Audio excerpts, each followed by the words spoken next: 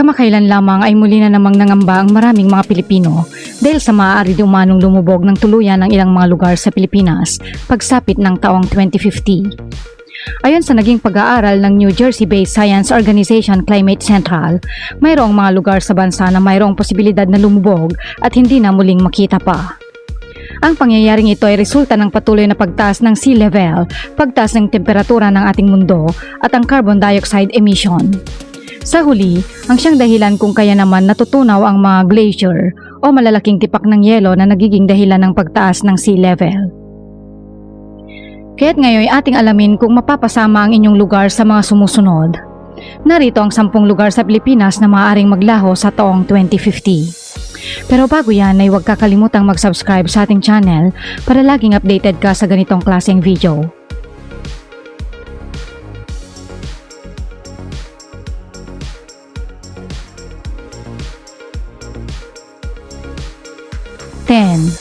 Manila City. Madaling lumubog sa tubig ang kabisera ng Pilipinas batay sa inilabas na pananaliksik at pag-aaral ng Geophysical Center.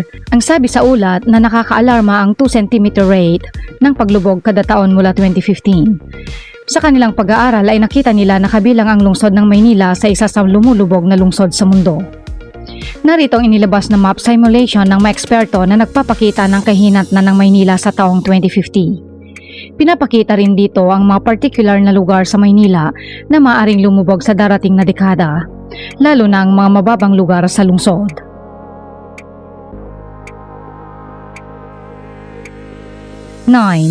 Bulacan. Ayon sa pag-aaral, kasama ang probinsya ng Bulacan sa unti-unting lumulubog at maaaring tuluyang lumubog sa tubig sa susunod na mga dekada. Dagdag pa rito ang sunod-sunod na reclamation sa lugar ay nagpalala sa sitwasyon. Makikita sa mapa ang lugar sa lalawigan na mas naapektuhan ng pagtaas ng tubig sa hinaharap, kabilang ang Hagonoy, Masantol, Paumbong at iba pa. 8. Cebu City. Base sa mga pag-aaral, ang Cebu City ay may malaking potensyal na lumubog sa lugar sa Visayas Region sa taong 2050. Ito ay bunsod ng mga epekto ng pagbabago ng klima, particular ang pagtaas ng antas ng dagat. Particular sa mga lugar tulad ng Mandaue, Mabolo, Tipolo at iba pang mga coastal areas sa Cebu City. Ang pagtaas na ito ay dulot ng pagkatunaw ng mga polar ice caps at ang dumaraming tubig sa mga karagatan sa mundo. Sa paglipas ng panahon, ang patuloy na pagtaas ng antas ng dagat ay magdudulot ng panganib sa mga lugar na malapit sa baybayin. 7. Olongapo City. Sa lalawigan ng Zambales, matatagpuan ang Olongapo City na kilala rin bilang Subic Bay Port. Ayon sa isang inilabas na pag-aaral, ilang lugar sa Olongapo City ang nanganganib na malubog sa tubig sa mga pagtaas ng antas ng dagat. Ang mga lugar na ito ay kinabibilangan ng lugar na makikita sa simulation map. Dahil sa kanilang malapit na lokasyon sa baybayin ng Subic Bay Port, mahalaga na magkaroon ng mga hakbang at plano ang mga residente at lokal na pamahalaan upang harapin ang posibleng epekto ng pagbabago ng klima sa mga lugar na ito. 6. Roxas City. Ayon sa mga eksperto, ang Roxas City ay isa sa mga lugar sa Pilipinas na posibleng malubog sa tubig sa mga susunod na taon. Sa mga projection map, makikita ang isang malaking kulay pula na nagsasaad na ito ay prone sa pagtaas ng tubig sa lugar. Ang pagtaas ng antas ng tubig sa lugar ay isang malaking banta, hindi lamang sa mga residente kundi pati na rin sa mga industriya at ekonomiya ng lungsod. Ang pagtaas ng tubig sa mga baybayin at coastal areas ay isang epekto ng pagbabago ng klima at pag-iinit ng mundo. 5. Zamboanga City. Ang lungsod na matatagpuan sa peninsula ng Zamboanga ay tinatayang may humigit kumulang 1 milyong tao na naninirahan sa lugar. Ang lungsod na ito ay makakaranas din ng pagtaas ng tubig sa taong 2050. Ang mga komunidad na malapit sa baybayin ay maaaring maapektuhan ng pagtaas ng tubig. Narito ang map projection na inilabas ng mga eksperto. 4. Iloilo City.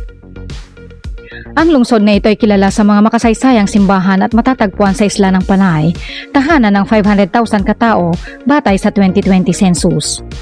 Bilang isang lungsod na matatagpuan malapit sa dalampasigan, ang Iloilo City ay may mga vulnerable o prone areas na maaaring maapektuhan ng pagtaas ng tubig. Ang mga komunidad sa mga baybayin at malapit sa ilog ay maaaring may malawakang pagtaas ng tubig. Ito ay maaaring magdulot ng pinsala sa mga infrastruktura tulad ng mga bahay, gusali at kalsada.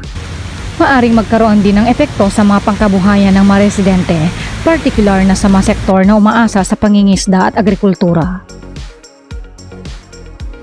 3. Butuan City. Ito ay matatagpuan sa Agusan del Norte na kilala sa mga produktong ginto. Tahanan ng humigit kumulang 300,000 katao. Ayon sa projection sea level map, ang lungsod ng Butuan ay isa sa mga lugar na apektado ng pagtaas ng level ng dagat sa lugar. 2. Cagayan de Oro City. Isa rin sa highly urbanized city na matatagpuan sa Mindanao na nasa Misamis Oriental, kilala ang lungsod sa magigiliw na mamamayan nito. Batay sa ulat, isa ang CDO ang nakakaranas ng unti-unting pagtaas ng sea level at maaaring lumubog ang ibang lugar sa taong 2050. Narito ang projection ng syudad sa darating na dekada. 1. Iligan City. Ang Iligan City na kilala bilang Majestic Waterfalls ay napasama sa mga lugar o lungsod na kabilang sa pagtaas ng sea level sa lugar.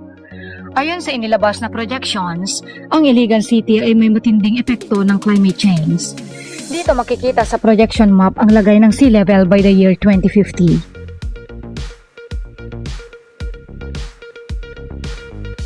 Marami ng mga kalamidad at sakuna ang naranasan natin nitong mga nagdaang taon at talaga namang hindi matatawaran ng takot at pangamba na palagi nating nararamdaman sa tuwing sasapit na naman ang mga ganitong pangyayari. Wala namang nakakaalam kung talagang mangyayari ito, ngunit kailangan nating pangalagaan ang mundo upang hindi na tuluyang humantong sa mga ganitong pangyayari sa hinaharap.